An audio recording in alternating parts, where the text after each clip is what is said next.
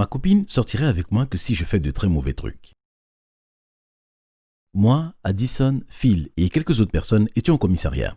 La police nous a arrêtés pour violation de domicile. On ne pouvait ni se parler, ni se regarder. Il y avait beaucoup de tension dans l'air. On attendait simplement nos parents en espérant qu'ils nous sortent de là, mais on avait également peur d'eux. Tout a commencé à cause de moi, un bon garçon qui est devenu mauvais. En milieu d'année, une nouvelle fille a été transférée dans notre bahut. Elle s'appelait Addison. Elle avait les cheveux bruns et les yeux bleus. Elle était magnifique. Mais avant de continuer, n'oubliez pas de mettre un pouce en l'air, de vous abonner et d'activer les notifications. Ça vous permettra de vivre 20 années magnifiques de plus. Croyez-moi, ça marche vraiment. Elle était dans ma classe, mais elle était la plupart du temps à l'arrière avec les enfants cool. Et oui, elle traînait avec ses emmerdeurs. Mais elle avait de l'influence sur eux. À chaque fois qu'elle passait, tout le monde s'arrêtait de faire ce qu'il faisait pour la saluer. Entre-temps, j'étais à chaque fois nerveux et je courais à un endroit différent, là où elle ne pouvait pas me voir. J'avais peur qu'elle me déteste car je n'étais pas un enfant cool. Cependant, j'avais le rêve que si seulement j'avais assez de courage pour lui parler. Plusieurs jours ont passé à penser comment je pouvais l'impressionner.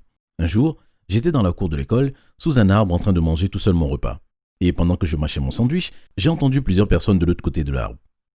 L'un d'eux a dit « Qui est dans le coup ?» Et l'autre a dit « Écoutez les amis, voler les questions du test sur le bureau du prof est trop risqué. Je passe mon tour. » Je l'ai entendu partir. Puis, j'ai entendu une fille parler. On pourrait être envoyé, ça craint.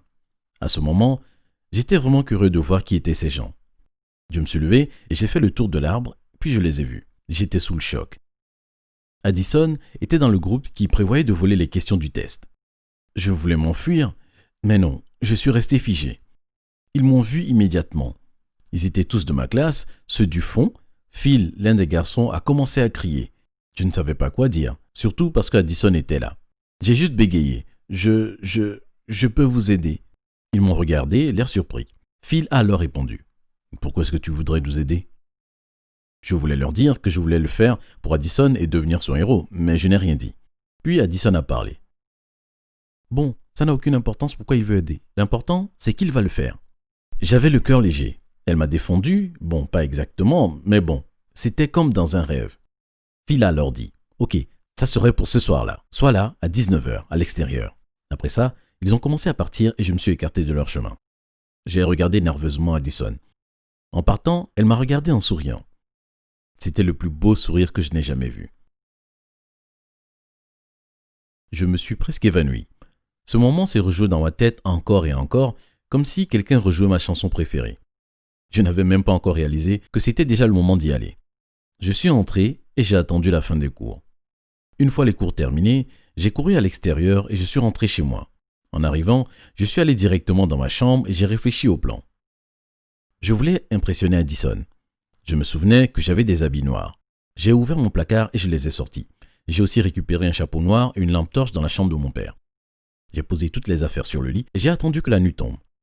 Le soir venu, mes parents étaient déjà partis pour un dîner de collecte, je n'avais donc pas à chercher une excuse pour sortir. J'ai simplement mis les habits et le chapeau noir, mis la lampe torche dans ma poche et je suis sorti. Je suis arrivé devant l'école à l'heure comme Phil l'avait demandé.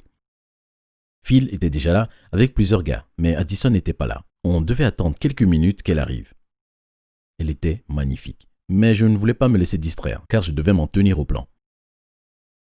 J'étais celui qui devait aller à l'intérieur pendant que les autres faisaient le guet. Nous avons fait le tour et sommes arrivés juste devant la porte.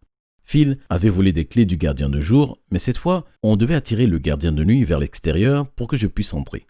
Phil et les autres ont pris quelques pierres et les ont jetées dans la direction opposée à la nôtre. Les pierres ont fait du bruit comme si quelqu'un était en train de courir. Phil a alors dit « Ça devrait le faire » et ça a marché. Le gardien de nuit est sorti en courant et allé dans la direction d'où venait le bruit.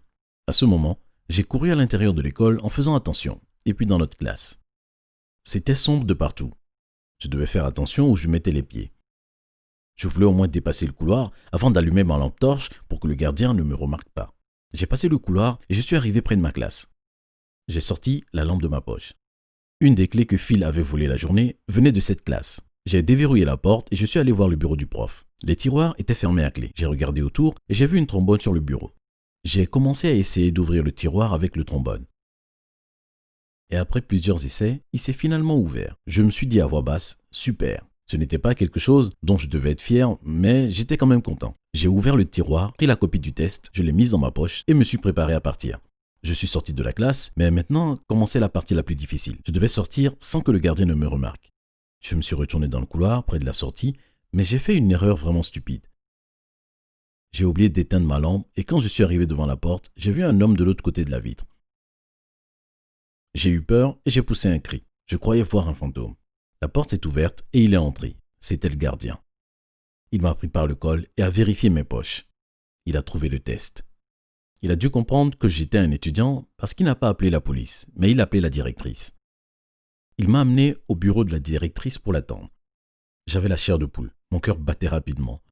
La directrice arriva peu de temps après et m'a de suite reconnu.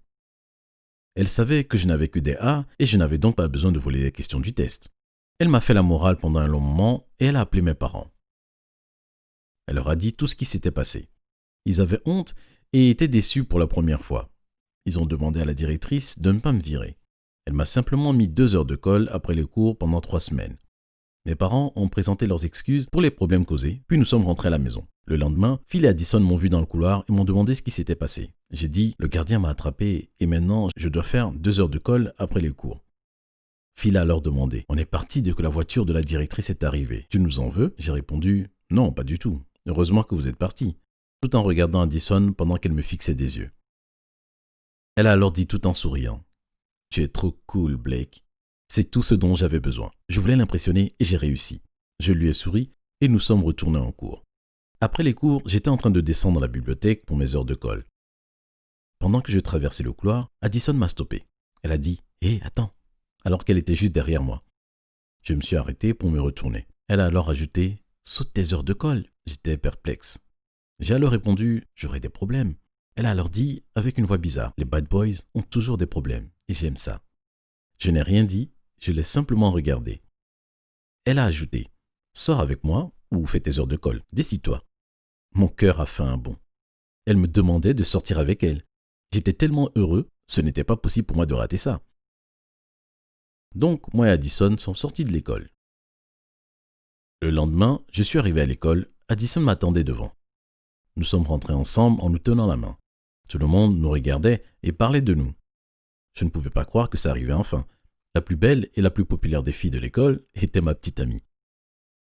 Cependant, mon heure de gloire s'est rapidement arrêtée immédiatement, car j'ai été appelé dans le bureau de la directrice. Je suis allé dans le bureau, la peur au ventre. Je savais ce qu'elle allait me dire. En entrant, elle a recommencé à me faire la morale. Elle a alors dit « Blake, pourquoi tu n'as pas fait tes heures de colle? Je t'ai donné une chance. J'appelle tes parents pour qu'ils viennent te chercher. Tu es renvoyé. » Je sentais que j'allais m'évanouir. Je me suis excusé et je l'ai supplié, mais elle ne m'a pas écouté. Mes parents sont entrés et ont proposé de l'argent pour s'excuser, mais elle n'a pas accepté. J'ai été viré. Nous sommes rentrés. Mes parents n'ont rien dit par déception. Dès que nous sommes arrivés, je suis allé directement dans ma chambre et j'ai envoyé un message à Addison. Je lui ai dit « La directrice m'a viré ». J'ai reçu une réponse immédiatement. C'est une salope. J'ai souri, puis j'ai posé mon téléphone, mais j'ai reçu un autre message. Ça disait « Phil et les autres vont entrer dans le parc national ce soir. Tu devrais venir. On va bien s'amuser. » J'ai réfléchi un moment. Est-ce que c'est une bonne idée? Je viens tout juste de me faire virer de l'école. Mais encore une fois, je ne voulais pas qu'Addison rompe avec moi pour se mettre avec Phil ou un autre. J'ai alors décidé d'y aller. J'ai donc répondu « Bien sûr ». Le soir même, je suis sorti de chez moi et je suis allé dans la direction du parc national. Phil, Addison et les autres étaient déjà là. Les portes du parc étaient fermées. Nous avons donc fait le tour pour trouver un mur facile à grimper pour entrer. Après avoir cherché un moment, on a trouvé. Nous avons grimpé l'un après l'autre. J'y suis allé en premier et j'ai sauté de l'autre côté. Puis Addison m'a suivi et je l'ai attrapé. Puis Phil et les autres ont finalement sauté aussi. Nous sommes allés nous asseoir à un endroit. Phil avait ramené quelques bières. Il en a donné une à chacun. Je n'avais jamais bu d'alcool de ma vie, mais j'en ai pris une pour impressionner Addison. Mais avant de pouvoir ouvrir nos bières, on a entendu des bruits de pas venir dans notre direction. Nous sommes restés silencieux, mais les bruits de pas se rapprochaient de plus en plus et tout à coup, une lumière était pointée vers nous. Les hommes nous ont attrapés et mis les menottes. C'étaient les policiers et les gardiens du parc. On a été emmenés au poste de police.